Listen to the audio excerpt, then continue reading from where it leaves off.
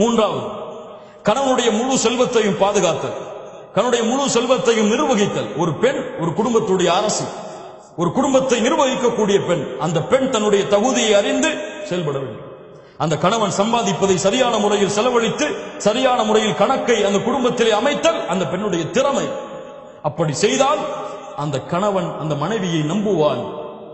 நம்ம மனைவிமார்கள் எல்லாம் மஷா அல்லாஹ் பாதுகாத்தவர்களை தவிர எப்படி எப்ப சம்பள ரேட்டு வரும், எப்ப நகை வாங்கலாம், எப்ப அந்த செலவை முடிக்கலாம் அப்படின்னு சொல்லி பல கடனை வச்சுட்டு தான் அடுத்த மாசத்தை நடத்த வைப்பாங்க. லா இலாஹ இல்லல்லாஹ். 25ஆம் தேதி சம்பளம் வாங்குவார், 26ஆம் தேதி என்ன செய்யறதுன்னு தெரியாம உட்கார்ந்து இருப்பாரு. இப்படி இருக்க கூடாது. அவருடைய முழு மாதத்தையும் எந்த சிரமமும் இல்லாமல் பொருளாதாரத்தில் ஆக்குதல், அவருக்கு கொடுக்கக்கூடிய வருமானத்தை வைத்து அது மனைவியுடைய திறமை, மனைவியுடைய வலிமை, அதை செயல்படுத்தினால் மகிழ்ச்சியான வாழ்க்கையாக அந்த மாதம் அமையும். நான்காவது, கணவனுடைய அனுமதி இல்லாமல் எந்த முடிவையும் எடுக்காமல் இருத்தல்.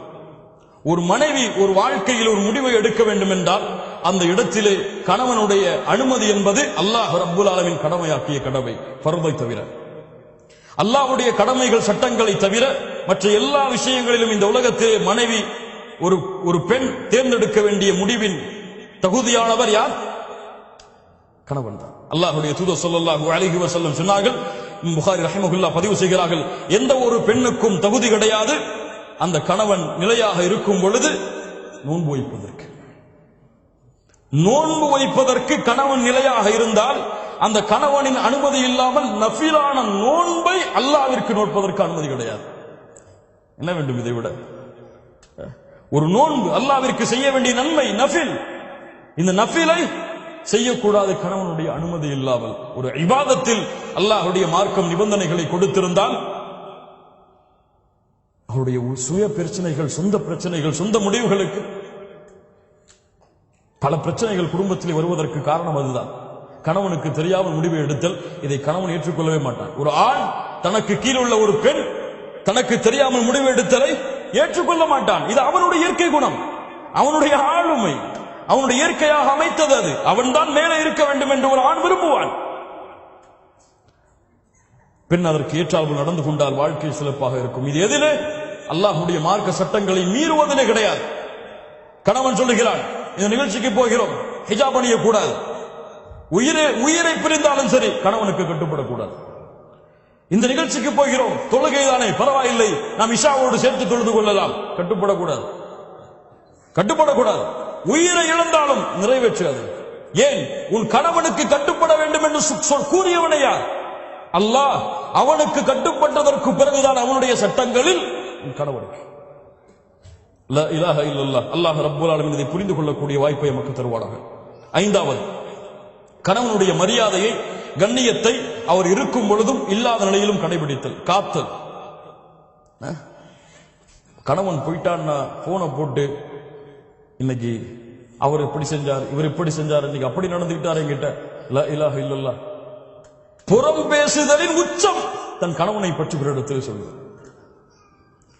உன் கணவன் பிரச்சனைக்குரியவனாக இருந்தால், உன் கணவன் உன்னை துன்புறுத்தினால், வேதனை செய்தால் யாரிடத்திலே முறையிடு? நீ உன் தோழிக்கு சென்று உன் கணவனுடைய குறையை வெளிப்படுத்துவாயா? அது பாவம், குற்றம். அல்லாஹ்விடத்திலே முறையிடு. அல்லது நீங்கள் இருவரும் பேசி ஒரு சமாதான முடிவை கொண்டு வாருங்கள். அல்லாஹ் ரப்புல் ஆலமீன் அதை தெளிவை கொடுப்பான். ஏன்? உங்களுடைய கணவனுடைய உள்ளத்தை மாற்றுவது யாரிடத்தில் இருக்கிறது? உங்களுடைய கணவனுடைய ஒரு குணம் உங்களுக்கு பிடிக்கவில்லை, கணவன் எப்போது பார்த்தாலும் எரிந்து விழுகிறாள், என்ன செய்வது? உங்கள் தோழி இடத்துல, என் கணவன் எரிந்து விழுகிறான் என் மேல, அவர் தாய் இடத்துல, ஏமா கல்யாணம் பண்ணி வச்சீங்க, அவன் எரிஞ்சு விடுறாமா என் மேல அப்படின்னு சொல்றதா? அல்லாஹ்விடத்திலே முறையிடு. அல்லாஹ்வுடைய 2 விரல்களுக்கிடையே உள்ளங்கள் இருக்கிறது, அவன் நாடியவாறு மாற்றி அமைப்பான். அநீதம் இழைக்கப்பட்டால் அந்த அநீதம் செய்தவர்களுடைய பிரார்த்தனை அல்லாஹ் அங்கீகரிப்பான். உன் கணவன் உங்களுக்கு அநீதம் அழைத்தால் அல்லாஹ்விடத்திலே அந்த அநீதத்தை நீதமாக மாற்ற பிரார்த்தனை செய்யுங்கள், அல்லாஹ் மாற்றுவார். ஆறாவது, என்ன இருந்தாலும், என்ன பிரச்சனை வந்தாலும், என்ன மனதுக்கு விருப்பம் இல்லாததாக இருந்தாலும் நேரடியாக அந்த கணவனிடத்திலே திறந்த மாதிரி பேசிவிடுதல், ஓப்பனா சொல்லிடுறது. இதாங்க பிரச்சனை, இதான் நமக்குள்ள சண்டை வர்றதுக்கு காரணம், இதை நம்ம திருத்திக்கிட்டா நம்ம வாழ்க்கை சிறந்ததா இருக்கும். மறைச்சு மறைச்சு மறைச்சு மறைச்சு மறைச்சு வெளிப்படையில வந்தா முகத்தை புன்சிரிப்பு வச்சுக்கிட்டு உள்ளத்துல வந்துட்டானே அப்படின்னு நினைச்சு கொண்டு உங்களுடைய வாழ்க்கையை ஓட்டுனீங்க, உங்களுடைய வாழ்க்கை மகிழ்ச்சியான வாழ்க்கையாக இருக்காது. மகிழ்ச்சி என்பது உள்ளம் சம்பந்தப்பட்டது. உங்களுடைய நாவும் முகமும் மகிழ்ச்சியாக இருந்தால் அது மகிழ்ச்சி கிடையாது. அல்லாஹ் ரப்புல் ஆலமீன் அதனால் தான் சொல்லுகிறான் சூரா நிசாவுடைய 128வது வசனம், பெண்களே, உங்களுடைய கணவன் உங்கள் மீது அநீதம் இழைப்பதை நீங்கள் பயந்தால், உங்கள் கணவன் உங்கள் மீது அதிருப்தி கொள்வதை நீங்கள் பயந்தால், நீங்கள் இருவரும் சமாதானமாக மாறுங்கள். வஸ்ஸுல்ஹு கைர், நீங்கள் சமாதானம் அடைவதுதான் சிறந்தது. அல்லாஹ் சொல்கிறார், இருவரும் பேசி சமாதானம் அடைவதுதான் சிறந்தது. அதனால் பிரச்சனை என்று வந்தால் உடனடியாக நாளைக்கு பேசிப்போம், நாளை கழிச்சு பேசிப்போம், அடுத்த நாள் பேசிப்போம். எங்க இந்த குணம் உங்களுக்கு மாத்திக்கிட்டீங்கன்னா ரொம்ப நல்லா இருக்கும். நம்ம 2 பேருக்கு இடையில சண்டை ஏற்படுத்துறது இந்த குணம் தான், இதை மாத்திக்கொள்ளுங்க, அல்லாஹ் உங்களுக்கு அருள் செய்வோம். அவ்வளவுதான். அல்லாஹ் ரப்புல் ஆலமீன் அவனுடைய அருளால் அந்த குணத்தை அல்லாஹ் ரப்புல் ஆலமீன் மாற்றுவான். 7வது, கணவனை பிறரோடு ஒப்பிடுது. அவருடைய சேலரி அவ்வளவு இருக்குங்க, ஏங்க நீங்க இவ்வளவு சேலரி வாங்குறீங்க? அவரை விட நல்ல திறமையாளர் இருக்கீங்க, நீங்க அவனமா நடந்து கொள்ளல? அவர் மனைவிக்கு அதெல்லாம் வாங்கி கொடுத்திருக்காரு, இப்ப சேலரி வந்த உடனே நீங்க எப்படி இருக்கீங்க? லா இலாஹ இல்லல்லாஹ். இந்த ஒப்பிட்டல் கணவன் மனைவியுடைய வாழ்க்கையில் மிகப்பெரிய பிரச்சனைகளையும் குழப்பங்களையும் ஏற்பட்டு, கணவன் தான் அவன்தான் ராஜா இந்த உலகத்திலேயே அவன்தான் எனக்கு ராஜா, அவனை விட யாருமே கிடையாது என்பது போல் அவனை உணர வைக்க வேண்டும். எனக்கு மிக பிடித்தமானவர் இந்த உலகத்தில் அல்லாஹ்விற்கும் அல்லாஹ்வுடைய தூதருக்கும் பிறகு என்னுடைய கணவன் தான். அதை உணர வைக்க வேண்டும். எல்லா முறைகளிலும், எல்லா இடங்களிலும், எல்லா சூழ்நிலையிலும். நீங்க அவரை கீழே தள்ளிட்டு வேற ஆளை மேல உயர்த்தி பார்த்தீங்க, பிரச்சனைகளும் குழப்பங்களும் அங்குதான் ஆரம்பமாகும். 8வது, கண்ணியமான வார்த்தைகளை கொண்டு பேசுதல். பல பெண்களிடத்தில் இல்லாத குணம் அதுதான். இப்போது இல்ல, மஷா அல்லாஹ் பாதுகாத்தவர்களை தவிர. கஷ்டப்பட்டு உள்ள வருவாரு, கதவை தட்டுவாரு, வந்துட்டாரா கதவை துறமான்னு சொல்லி பிள்ளை அனுப்புவாங்க. டீ போட்டு கூடமான்னு கேட்பாங்க. இப்பதானே வந்திருக்கீங்க, பொறுங்க, பிள்ளைக்கு வேலை பார்க்கணும், பிள்ளைக்கு படிப்பு சொல்லி கொடுக்கணும், அதுக்கப்புறம் பார்த்துக்கலாம். ஹூரிலின் பெண் தெரியுமா? அந்த ஹூரிலின் பெண் உங்களுடைய கணவன் மறுமையில் கிடைத்தால், கனவு தட்டப்பட்டால் என்ன சொல்வாள் தெரியுமா? அல்லாஹ்வுடைய தூதர் ஸல்லல்லாஹு அலைஹி வஸல்லம் சொன்னார்கள், அல்ஹம்துலில்லாஹில்லதி அஹ்யாக லனா வ அஹ்யானா லக்.